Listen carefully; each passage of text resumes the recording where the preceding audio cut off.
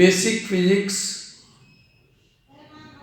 के चैप्टर में आज हम पढ़ने जा रहे हैं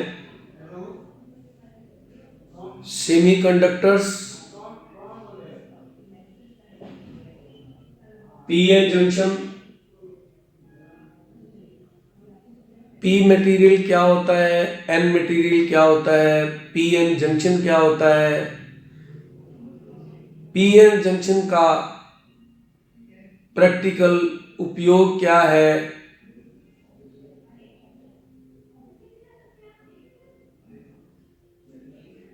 किस प्रकार पीएन जंक्शन में करंट फॉरवर्ड फ्लो होता है और बैकवर्ड में फ्लो नहीं होता है,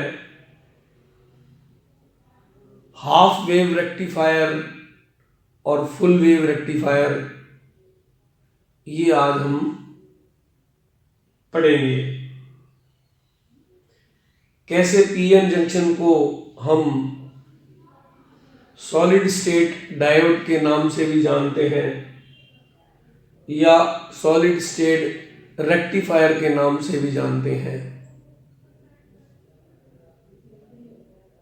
डायोड को रेक्टिफायर कहते हैं, ये हम पिछले लेक्चर में भी पढ़ चुके हैं। रेक्टिफायर वो होता है, रेक्टिफिकेशन का मतलब होता है करेक्ट करना, ठीक करना। तो रेक्टिफायर का काम होता है करंट को ठीक करना, यानी कि जो एसी करंट है उसको डीसी में कन्वर्ट करना, ये रेक्टिफिकेशन कहलाता है। और जो उपकरण इस काम को करता है, जो कि डायोड है, उस इक्विपमेंट को, उस उपकरण को हम रेक्टिफायर कहते हैं। ये जो हम अपने मोबाइल का चार्जर लगाते हैं, मोबाइल के अंदर बैटरीज होती हैं। जितनी भी बैटरियां हैं वो सारी डीसी से चलती हैं, यानी डायरेक्ट करंट से चलती हैं। जितनी भी बैटरी, चाहे वो छोटी हो, बड़ी हो, आकार में कितनी ट्रक की हो, मोबाइल की हो या ईयरफोन की हो। ईयरफोन में बहुत छोटी सी बैटरी होती है, बहुत ही छोटी सी बैटरी होती है। तो जितनी भी बैटरियां होती हैं ये सारी डीसी या डायरेक्ट करंट से चलती हैं। तो हमें इस बैटरी को, यानी कि मोबाइल की बैटरी को चार्ज करने के लिए डायरेक्ट करंट की आवश्यकता होती है, जबकि हमारे घरों में अल्टरनेट करंट होता है या जिसको एसी कहते हैं। तो इस एसी करंट को हमारे जो चार्जर होता है, वो चार्जर के अंदर, चार्जर इसी चीज का, रेक्टिफायर का बना होता है। इस चार्जर को हम रेक्टिफायर भी कह सकते हैं, क्योंकि ये बैटरी को चार्ज करता है, इसलिए इसको चार्जर कहते हैं, बैटरी चार्जर कहते हैं या मोबाइल चार्जर कहते हैं। क्योंकि ये रेक्टिफाई करता है, करंट को एसी से डीसी में कन्वर्ट करता है, इसको रेक्टिफायर भी कह सकते हैं। तो रेक्टिफायर एक टेक्निकल लैंग्वेज है, यानी कि फिजिक्स की लैंग्वेज है, और चार्जर एक आम भाषा की बात, हमारी आपस में बात करने की एक आम आदमी के लिए लैंग्वेज है। तो ये रेक्टिफायर ही हमारा मोबाइल चार्जर है, या बैटरी को चार्ज करने के लिए और जितने भी उपकरण होते हैं जो एसी को डीसी में कन्वर्ट करते हैं, उन उपकरणों को हम रेक्टिफायर कहते हैं। अब आज हम पढ़ेंगे पीएन जंक्शन। ये पीएन जंक्शन भी आगे जाके हमें पता लगेगा कि ये भी एक प्रकार का रेक्टिफायर है। ये पीएन जंक्शन एक प्रकार का डायोड है या रेक्टिफायर है। ये हम अभी जब पूरा पीएन जंक्शन पढ़ लेंगे तो उसका काम पढ़ेंगे तो लास्ट में आएगा भी ये क्या काम आता है पीएन जंक्शन। पीएन जंक्शन का उद्देश्य क्या है हमारा पढ़ने का, हमें क्यों पढ़ाया जाता है पीएन जंक्शन।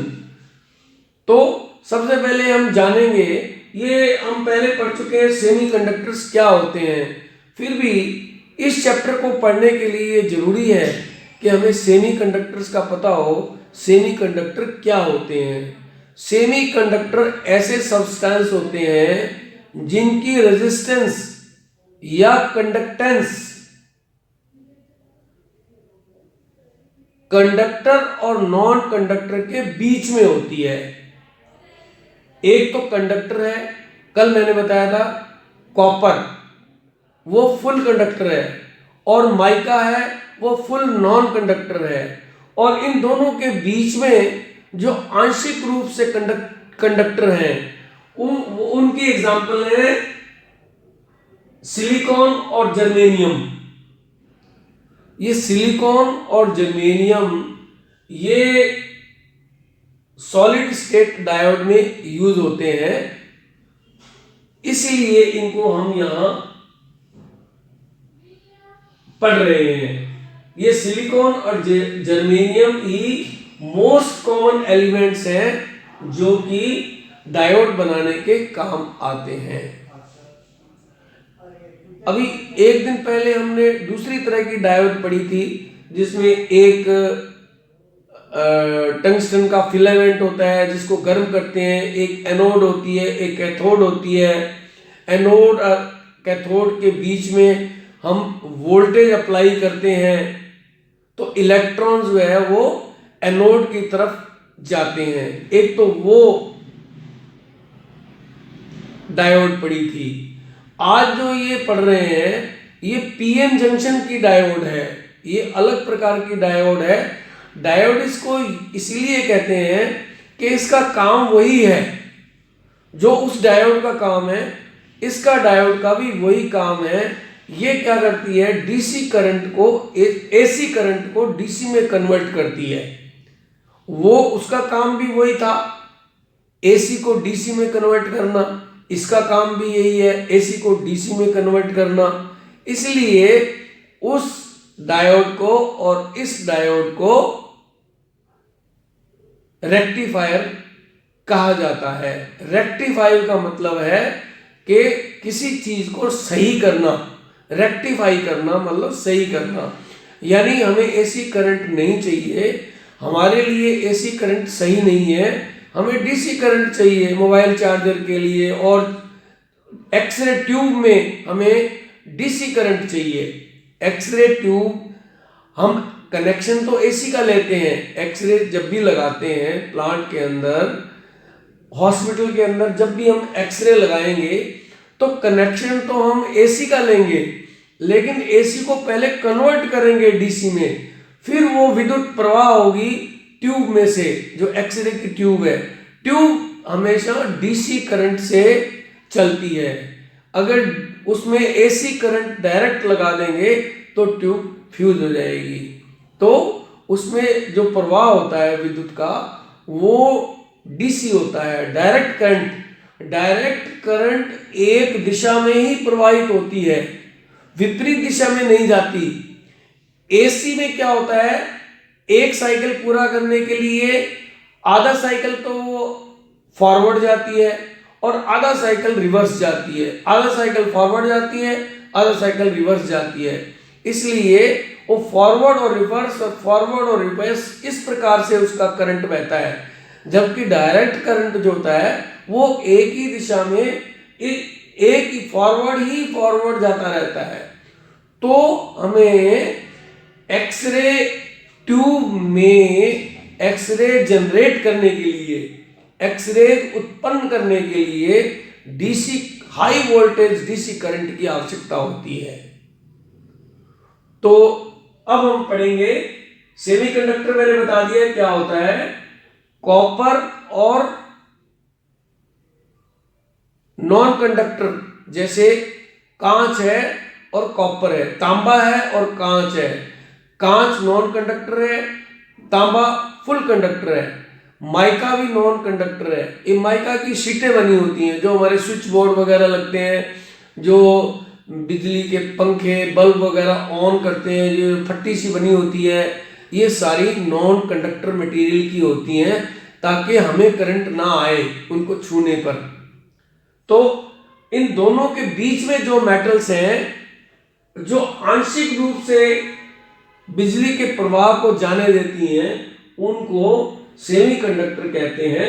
ये होती हैं आंशिक कंडक्टर।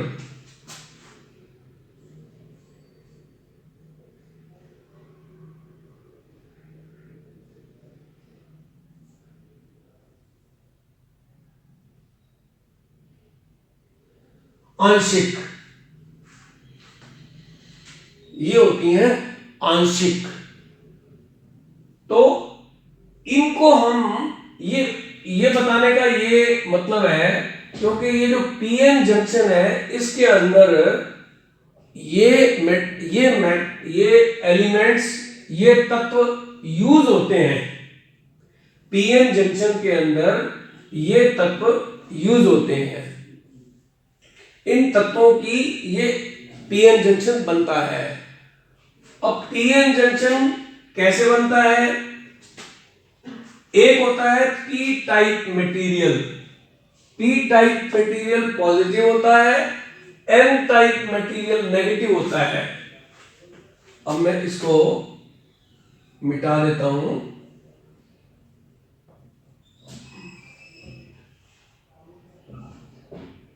ये है पी टाइप मटेरियल और ये है एन टाइप मटेरियल। पी और एन, ये पॉजिटिव होता है, ये नेगेटिव होता है। तो इन दोनों को आपस में जोड़ देते हैं। तो जोड़ने पर क्या होता है? पीएन जंक्शन बन जाता है। ये रहा पीएन जंक्शन, ये वाला बन जाता है। इसको कहते हैं पीएन जंक्शन।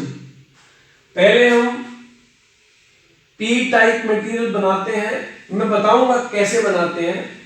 हम एन टाइप मटेरियल बनाते हैं, दोनों को बना के दोनों को आपस में फ्यूज कर देते हैं, यहां पे जोड़ देते हैं, तो पीएन जंक्शन बन जाता है।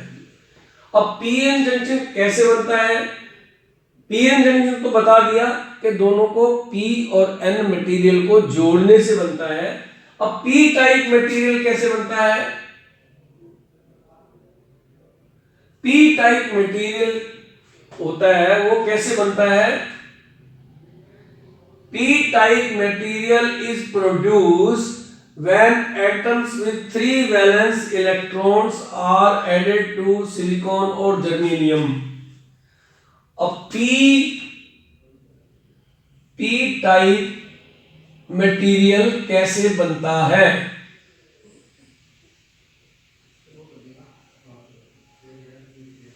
P-type मटेरियल बनाने के लिए हम पहले जर्मेनियम या सिलिकॉन ले लेंगे,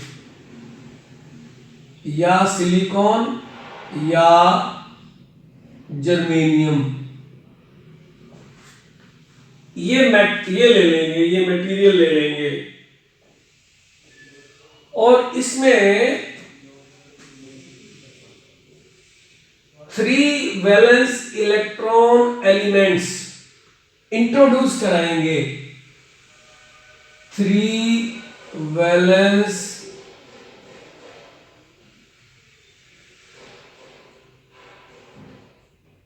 इलेक्ट्रॉन्स एलिमेंट्स, ऐसे तत्व जिनकी वैलेंसी 3 हो, उनके इलेक्ट्रॉन्स को इसके अंदर इंट्रोड्यूस कराएंगे।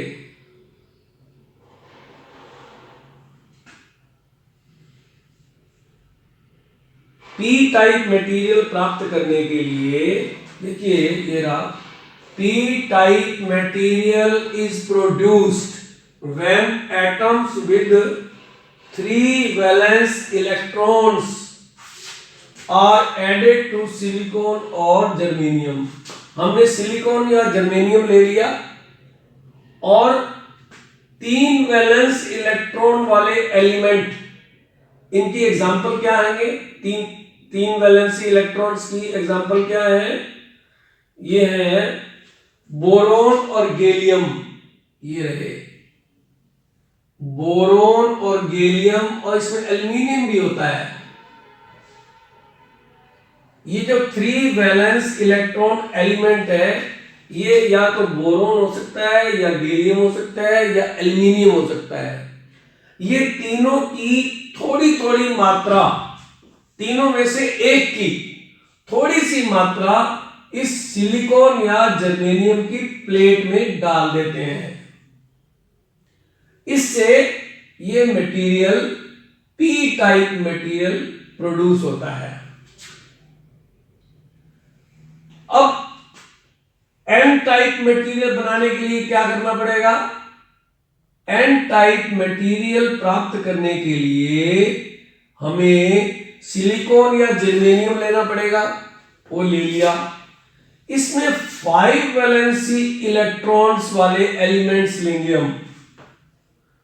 5 वैलेंसी इलेक्ट्रॉन्स वाले एलिमेंट्स, जैसे कि एंटीमनी या आर्सेनिक। एंटीमनी या आर्सेनिक, देखिए अब पहले हमने पढ़ लिया कि पी मटेरियल कैसे प्राप्त करेंगे। अब हम पढ़ रहे हैं एन टाइप मटेरियल कैसे प्राप्त करेंगे। N type material is produced when atoms with 5 valence are added to silicon और जर्मेनियम। यानी सिलिकॉन और जर्मेनियम की एक प्लेट ले ली, उसके अंदर 5 वैलेंस इलेक्ट्रॉन्स एलिमेंट्स। 5 वैलेंसी की एग्जांपल क्या है? एंटीमनी या आर्सेनिक। ये हमने इसके इलेक्ट्रॉन्स इसके अंदर ऐड कर दिए।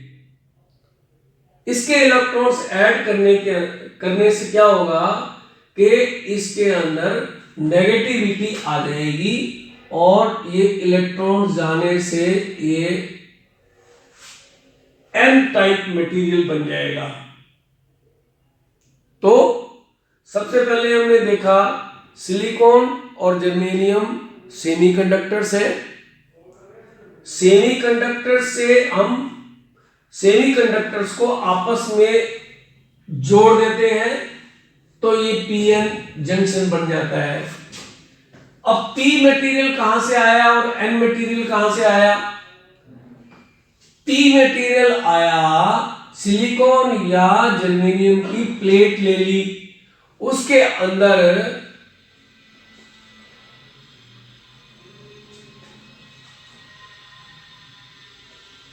पहले हम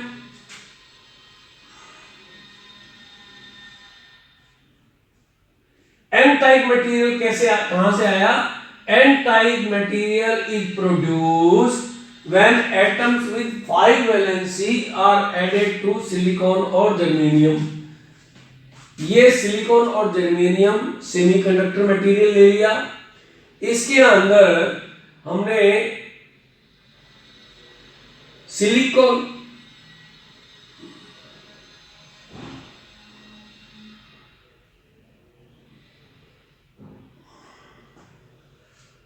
बोरोन और गैलियम 5 वैलेंसी इलेक्ट्रॉन्स है। ये वाले एलिमेंट है एंटीमनी या आर्सेनिक। एंटीमनी की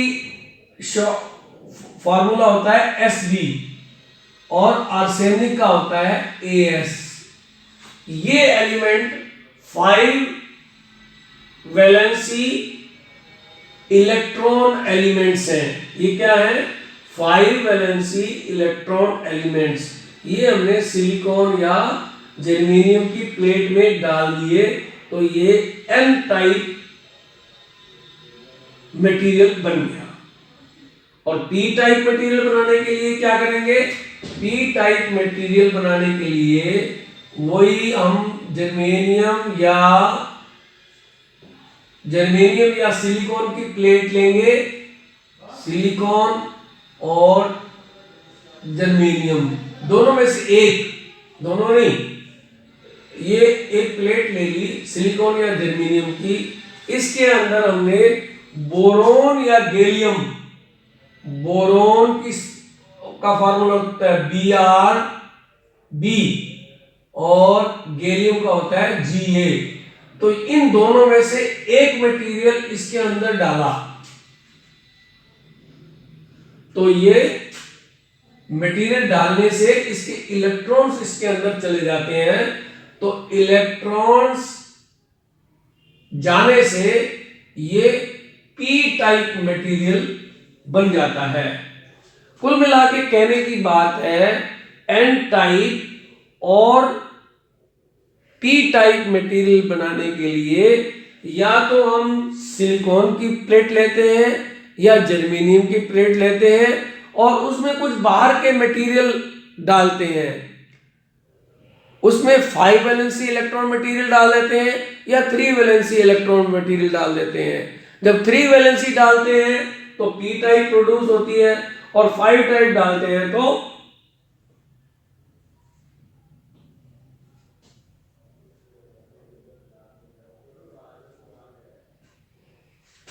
पी टाइप बनाने के लिए 3 वैलेंसी इलेक्ट्रॉन डालते हैं और एन टाइप बनाने के लिए 5 वैलेंसी इलेक्ट्रॉन एलिमेंट्स डालते हैं। तो इस प्रकार से हमारा पीएन जंक्शन तैयार हो जाता है। अब पीएन जंक्शन में दो प्रकार से करंट आगे की ओर करंट बहता है। There are 2 types of biasing in the PN junction. Current का प्रवाह दो प्रकार से होता है। एक होती है फॉरवर्ड बायसिंग, यहां पे क्या होता है, पी जंक्शन इज पॉजिटिव, यहां पे पी जंक्शन जो होता है वो यहां ये पॉजिटिव और नेगेटिव तो है,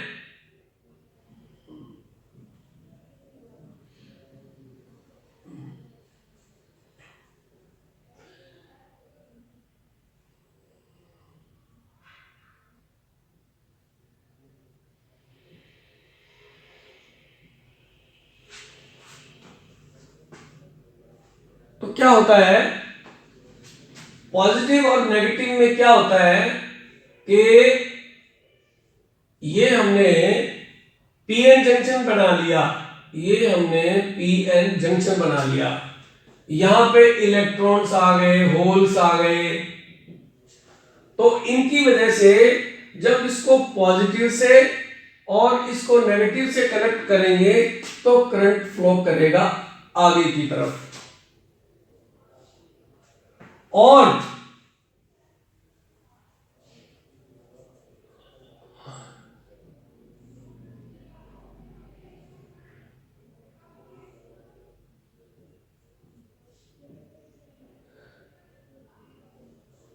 जब हम इसको नेगेटिव से और इसको पॉजिटिव से कनेक्ट कर देंगे तो करंट नहीं बहेगा, करंट नहीं बहेगा, क्योंकि यहां पे इलेक्ट्रॉन्स और होल्स नहीं होते। इसको डिप्लीशन एरिया कहते हैं। क्या कहते हैं? Depletion area.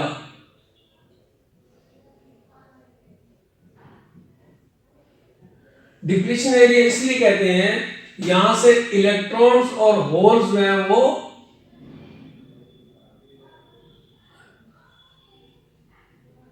इधर चले जाते हैं, दूर चले जाते हैं सेंटर से, तो यहां पे आगे करंट रुक जाता है। सेंटर से दूर चले जाते हैं, यहां आ जाते हैं तो करंट का कंडक्शन नहीं होता। ये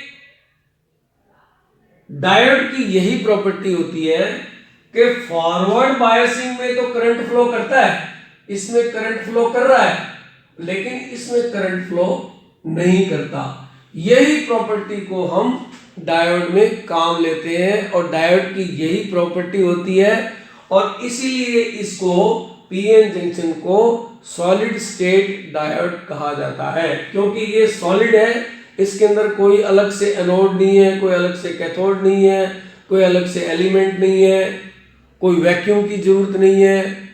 इस प्रकार से ये पीएन जंक्शन में फॉरवर्ड बायसिंग और रिवर्स बायसिंग होती है। तो फॉरवर्ड बायसिंग क्या होती है? पीएन जंक्शन इज पॉजिटिव, ये पॉजिटिव है,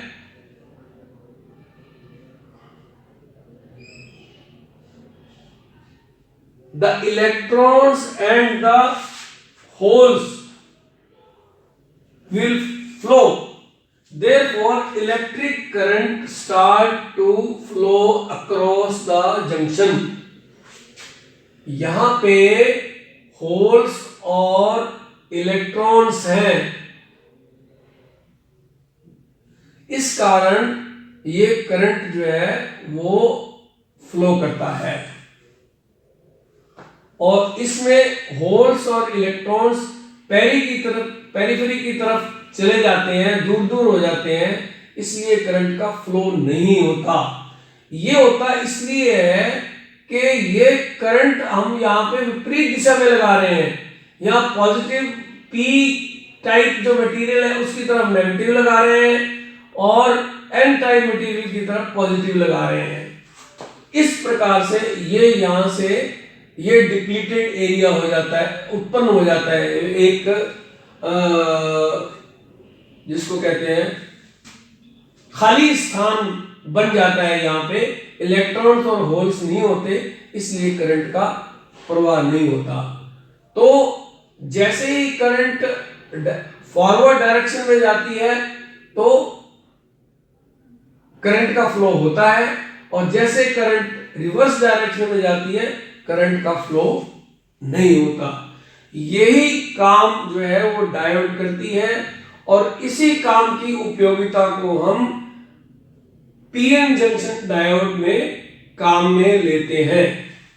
इसलिए इसको ये, क्योंकि इसके अंदर anode, cathode element, heating element, ये सब वैक्यूम सब नहीं होता, इसलिए इसको सॉलिड स्टेट डायोड का नाम या सॉलिड स्टेट रेक्टिफायर का नाम दिया गया है। रिवर्स बायस में क्या होता है? ये रिवर्स बायस है, मतलब करंट इधर जा रहा है। Here N junction is positive, देखिए यहां पे N जंक्शन पॉजिटिव है। N junction is positive, electrons and holes will go away from the junction। Electrons और होल्स यहां से जंक्शन से दूर चले जाएंगे। There will be no flow, no electron available to flow and form a current। यहां पे इलेक्ट्रॉन्स और होल्स का मूवमेंट नहीं होगा, इसलिए करंट का फ्लो नहीं होगा। This property of PN junction is used to make a diode। ये प्रॉपर्टी जो है, ये जो काम जो करता है पीएन जंक्शन, ये डायोड बनाने के काम में ये प्रॉपर्टी ली जाती है, जो कि करंट को एक डायरेक्शन में जाने देती है और दूसरी डायरेक्शन में करंट को अपोजिट डायरेक्शन में ब्लॉक कर देती है, यानी रिवर्स में करंट नहीं जाता। थस इस प्रकार से पीएन जंक्शन को सॉलिड स्टेट डायोड या सॉलिड स्टेट रेक्टिफायर भी कहते हैं। ये ए का मतलब बता दूं तुम्हें, ए का मतलब होता है ए also known as A से also, K से known, A से as, also known as। तो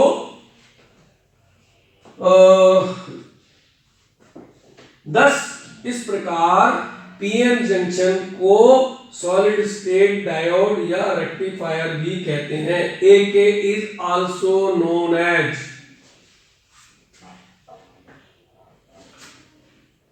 ठीक, अब अपने पढ़ते हैं हाफ वेव रेक्टिफायर। जब भी रेक्टिफायर की बात आएगी तो पहले आपको ये पता होना चाहिए कि डायरेक्ट करंट क्या होती है और अल्टरनेटिंग करंट क्या होती है। डायरेक्ट करंट एक दिशा में बहती है, यूनिफॉर्मली बहती है, ये है डायरेक्ट करंट का सिंबल। और अल्टरनेटिंग करंट का सिंबल क्या है? ये है अल्टरनेटिंग करंट का सिंबल। ये यहां से लेके यहां तक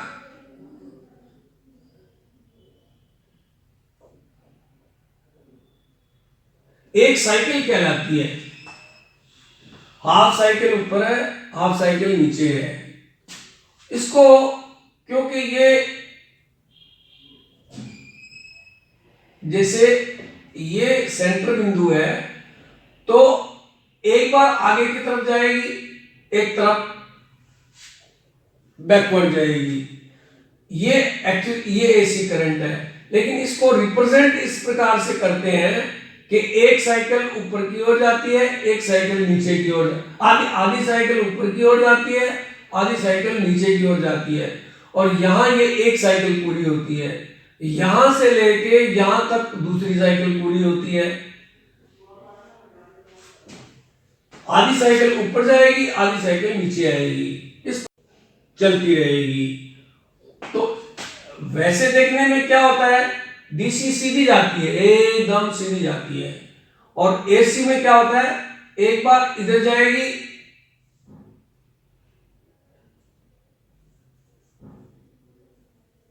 एक बार इधर जाएगी, फिर इधर जाएगी, फिर इधर जाएगी, फिर इधर जाएगी। इस प्रकार अपोजिट डायरेक्शन में एसी करंट चलती रहती है।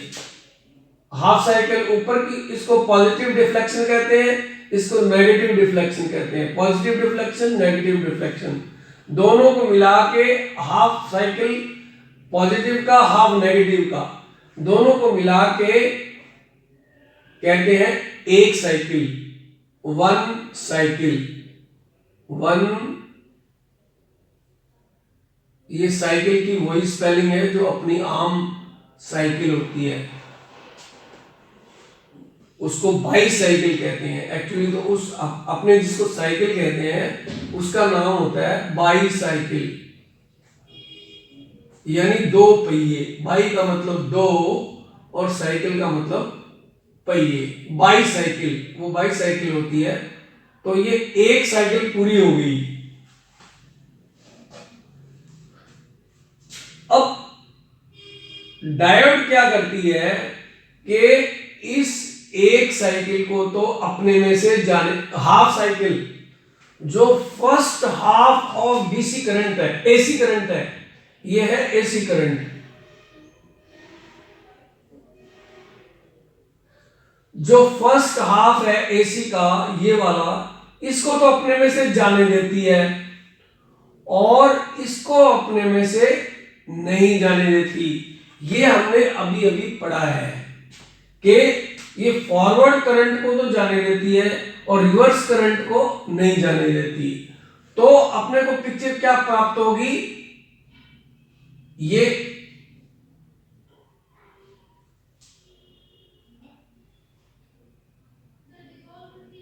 ये प्राप्त होगी।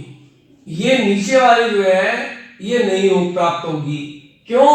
क्योंकि वो ब्लॉक कर रही है उसको, जो एसी करंट को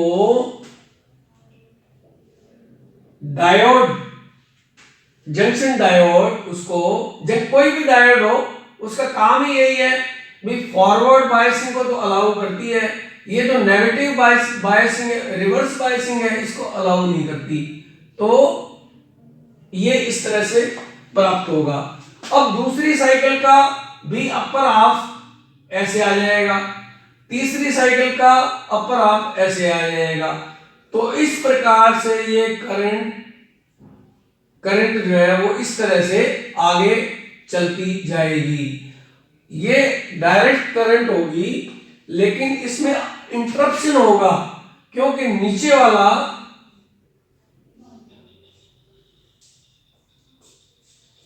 ये ऐसे होगी,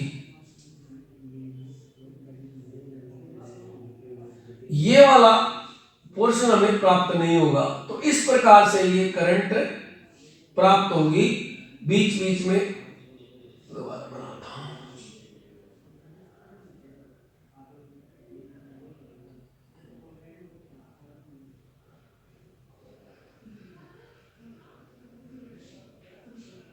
ये प्राप्त नहीं होगा, ये प्राप्त नहीं होगा, इस तरह से प्राप्त होगी। ये वाली करंट हमें प्राप्त होगी और ये जाएगी डायरेक्ट, लेकिन इसमें इंटरप्शन आते जाएंगे, ये रुक रुक के जाएगी, रुक रुक के जाएगी।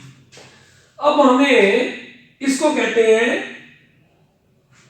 हाफ वेव रेक्टिफायर, यानी आधी वेव को ये यहां से लेके पूरी या यहां से लेके यहां तक, इसको या तो वेव कह सकते हैं या साइकिल कह सकते हैं। तो ये आधी साइकिल को तो करेक्ट करती है, नीचे वाली आधी साइकिल को ब्लॉक कर देती है, उसको रेक्टिफाई नहीं करती। तो इसको कहते हैं हाफ वेव रेक्टिफायर, इसको कहते हैं half wave rectifier, half wave rectifier. ये पूरी वेव है, यहां से लेके यहां तक ये पूरी वेव है, यहां से लेके यहां तक आधी वेव है। अब ये आधी वेव को तो रेक्टिफाई कर रही है, नीचे वाली क्योंकि यहां है नहीं तो उसको रेक्टिफाई नहीं कर रही है, इसलिए इसको कहते हैं हाफ वेव रेक्टिफायर।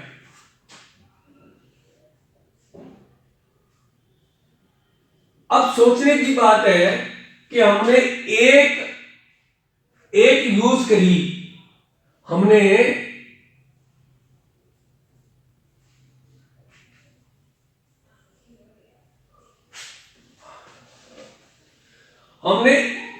एक डायोड यूज करी तो हमें हाफ वेव रेक्टिफायर मिला।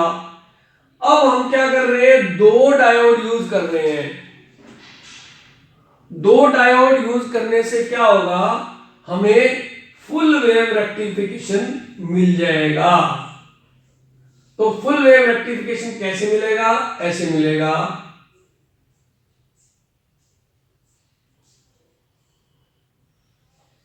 ये नॉर्मल एसी है और फुल वेव रेक्टिफायर कैसे मिलेगा हमें, ऐसे मिलेगा। उसमें क्या होगा, एक बार जब फर्स्ट हाफ है या अपर हाफ है तो एक डायोड काम करेगी D1 या करेगी D2, इस प्रकार से ऑल्टरनेट डायोड्स काम करती जाएंगी और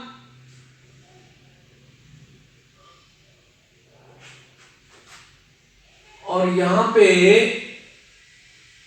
ये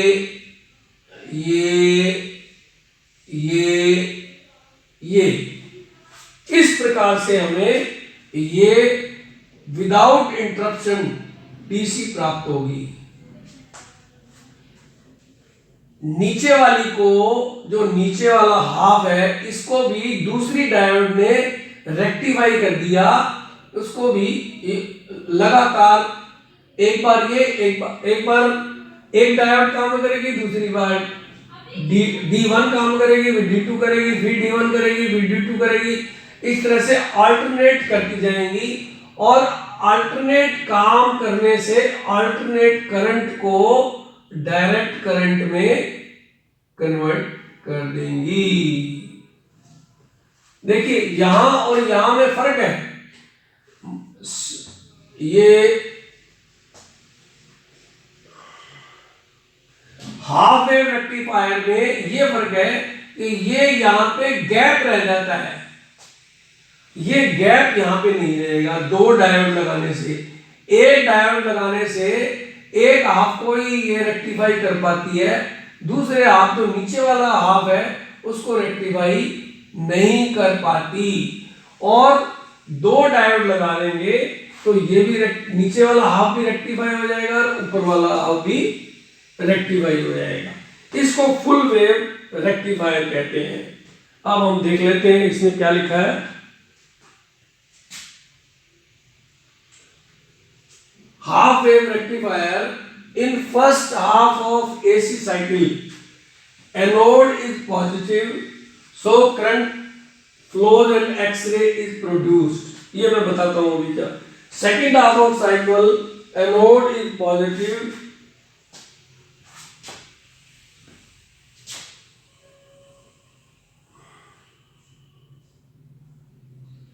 ये एक्सरे के संदर्भ में बताया गया है, ये मैं इसको एक्सप्लेन करता हूं अभी। और फुल वेव रेक्टिफायर क्या होता है? DC current is produced using two diodes working alternatively. जैसा मैंने बताया है, एक बार D1 करेगी, एक बार D2 काम करेगी। No inverse voltage, so no damage to filament. ये मैं अभी बताता हूं।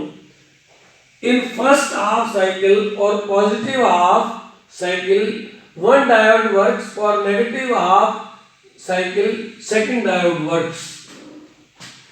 अब इसी को लेके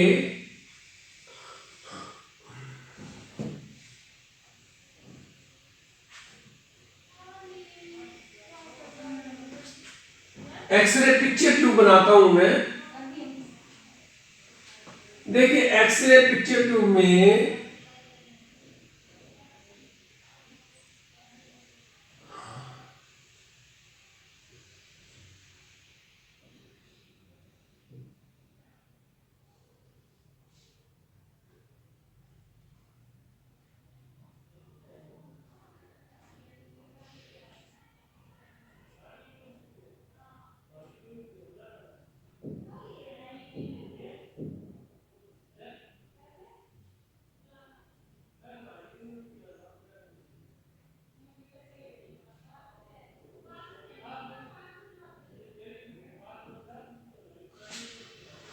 एक्सरे पिक्चर ट्यूब में क्या होता है?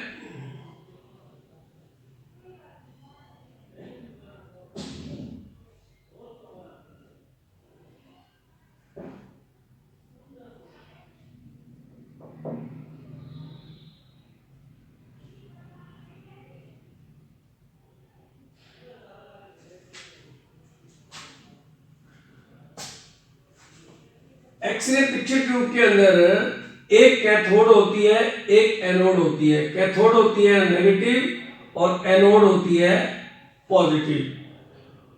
तो ये होता है फिलामेंट। इस फिलामेंट को हम हीट करते हैं। इसको हीटर से जब इसके अंदर विद्युत प्रवाह होता है तो ये हीट हो जाता है एलिमेंट या फिलामेंट। अब हमने थर्मो आयोनिक इमिशन पढ़ा हुआ है, तो थर्मो आयोनिक इमिशन में क्या होगा? जब ये इतने ज्यादा हीट हो जाएंगे कि आउटर शेल में से इलेक्ट्रॉन्स निकल के बाहर चले जाएंगे। एटम की जो आउटर शेल है उसके अंदर जो इलेक्ट्रॉन्स हैं वो हीट एनर्जी पाकर बाहर चले जाएंगे। और जब बाहर चले जाएंगे तो यहां इलेक्ट्रॉन्स होंगे। अब हम एनोड और कैथोड के बीच में विद्युत प्रवाह करते हैं। जब विद्युत प्रवाह करेंगे तो स्ट्रॉन्ग वोल्टेज के कारण ये एनोड जो है वो इन इलेक्ट्रॉन्स को अपनी तरफ आकर्षित करेगा। जब इनको आकर्षित करेगा स्ट्रॉन्ग वोल्टेज के कारण, ये बहुत ही तीव्र गति से एनोड पे आके स्ट्राइक करेंगे। और जैसे ये स्ट्राइक करेंगे इनकी काइनेटिक एनर्जी वो हीट एनर्जी में परिवर्तित हो जाएगी। तो यहां बहुत सारी हीट प्रोड्यूस होगी। और केवल 1% एक्सरे बनेगी। 99% ऊर्जा जो होती है वो हीट में चली जाती है, केवल 1% ऊर्जा ही इलेक्ट्रॉन्स बनाने के, एक्सरेज बनाने के काम आती है। तो अब क्या है कि जैसे हमने एसी अगर लगाई, यहां पे अगर एसी वोल्टेज लगाई, तो जो first half of the cycle है उसमें तो इलेक्ट्रॉन्स इसकी तरफ अट्रैक्ट हो जाएंगे क्योंकि ये नेगेटिव है और ये पॉजिटिव है। अब सेकंड हाफ साइकिल में क्या होगा, ये तो पॉजिटिव बन जाएगा और ये नेगेटिव बन जाएगा। तो यहां पे इलेक्ट्रॉन्स है नहीं जो इधर आए, तो इसलिए करंट का फ्लो रिवर्स डायरेक्शन में नहीं होगा। इसके लिए हमें डायोड की आवश्यकता होती है ताकि हमें डीसी करंट लगातार मिलता रहे और करंट में हमेशा कैथोड ये वाला नेगेटिव टर्मिनल बना रहे और ये वाला हमेशा पॉजिटिव बना रहे। जब ये नेगेटिव बना रहेगा, ये पॉजिटिव बना रहेगा, तो लगातार इलेक्ट्रॉन्स को एनोड अपनी तरफ आकर्षित करता रहेगा। जैसे ही अगर एसी करंट को डीसी में कन्वर्ट नहीं करेंगे तो आधी साइकिल में करंट कैथोड से एनोड की ओर बहेगा और आधी साइड में एनोड से कैथोड की ओर नहीं बहेगा, क्योंकि यहां पे इलेक्ट्रॉन्स है ही नहीं। इलेक्ट्रॉन्स है ही नहीं तो बहेंगे कैसे? इसलिए विपरीत दिशा में करंट नहीं बहेगा सेकंड हाफ साइकिल के अंदर। तो इसके लिए हम डायोड का प्रयोग करते हैं। तो डायोड का प्रयोग करने से हमेशा ये नेगेटिव बना रहेगा, ये पॉजिटिव बना रहेगा, इलेक्ट्रॉन्स बनते रहेंगे थर्मो आयनिक एमिशन से और ये एनोड अपनी तरफ बार लगातार अपनी तरफ आकर्षित करता रहेगा। तो यहां पे हमें पता लगा कि डीसी करंट बनाने के लिए डायोड की बहुत उपयोगिता है। अगर डीसी करंट नहीं, अगर डायोड ना हो तो हम डीसी करंट प्राप्त नहीं, लगातार प्राप्त नहीं कर सकते। तो इसलिए यही यहां बताया गया है कि एक चीज और बताई गई है कि अगर ये नेगेटिव बन जाए और ये पॉजिटिव बन जाए तो करंट यहां से इधर बहने लग जाएगा और ये एलिमेंट जो है वो इसमें से स्ट्रॉन्ग विद्युत प्रवाहित होकर एलिमेंट जलने का खतरा रहता है। तो पूरी ये ट्यूब जो है ये नष्ट हो जाएगी। तो इसलिए हमें डायरेक्ट करंट की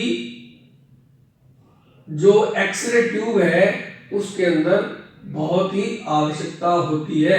उसके बिना हम एक्सरे जनरेट नहीं कर सकते, यानी एक्सरे उत्पन्न नहीं कर सकते। जनरेट करने का मतलब है उत्पन्न करना, एक्सरे जनरेट करने का मतलब है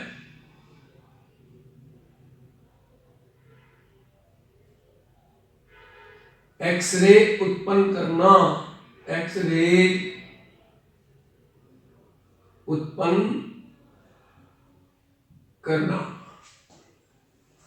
तो इस प्रकार से एक्सरे के अंदर ये डायोड काम में आती हैं। अब डायोड मैंने बता दिया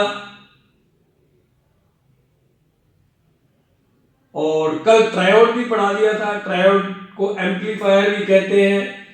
वो आवाज या किसी भी एनर्जी को बढ़ाने के लिए एम्पलीफायर का यूज होता है।